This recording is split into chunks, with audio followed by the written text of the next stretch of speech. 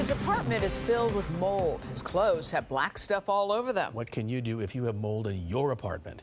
Tonight's Help Me Howard with Patrick Frazier.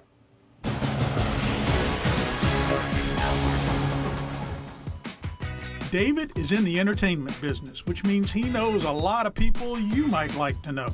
I deal primarily with celebrities, as athletes, musicians, actors, actresses, models. Occasionally, he joins the cast of a show. He's got something going on. This doesn't add up. Marrying millions?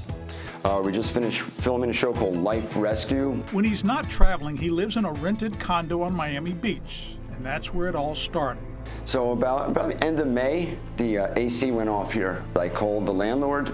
She called the building. She said it'll be fixed in a few days. Soon there was something growing in David's apartment. At that point, he didn't realize it, but his body felt it. Chronic fatigue, headache, trouble breathing. When he returned from a trip a few weeks later, he walked into the headache, literally. Inside the closet, there was a whole bunch of black mold coming out of whatever the vent is there. As we spoke to David, the air felt thick and I could smell the mold. Not only was it on the walls, it was on the refrigerator. David's pillows had black moldy spots, and look at his clothes that were in the closet. All right, well, this is one of my shirts. This is the tuxedo shirt. You can see the collar. This is actually limited edition, custom made. This was given to me by Floyd Mayweather Jr. And look at the damage on it. David has no desire to play Mold Man in a TV show, but with these shoes, he could. Black mold, and I called my friend up. He says, you better get out of there. I go, why? He goes, that's toxic.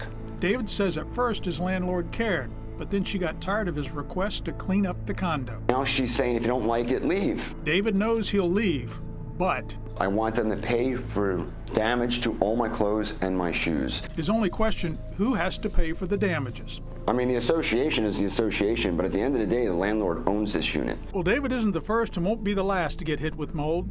Legally, what can you do, Howard? Do not stay there. It's dangerous. If you're a renter, send the landlord a letter giving them 7 days to fix the problem. If they do not, terminate the lease, move out, and get your security deposit back. If you are the owner, either you or the association has to fix the problem, depending on who is at fault. And whoever is responsible for causing the mold has to pay for the damaged clothes.